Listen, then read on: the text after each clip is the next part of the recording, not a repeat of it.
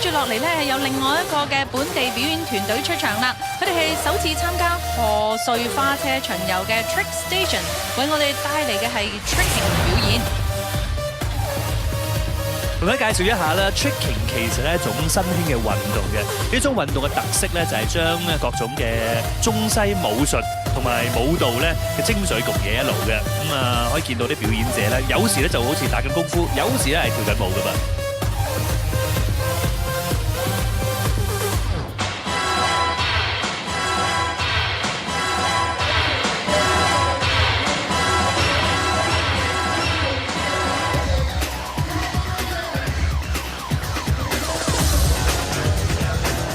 你見到咧，其實佢哋有好多咧空中翻騰嘅一啲嘅設計動作㗎嚇，咁同埋咧，其實留意下咧，亦都可以見到咧，有佢哋嘅團員咧係會貼地咁樣高速滑行㗎。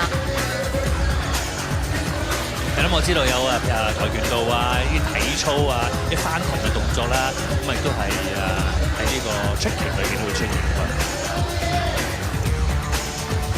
嗱，咁由於咧佢哋亦都係要經過咧專人嘅訓練啊，咁所以屋企咧真係千祈唔好隨便試啊嚇。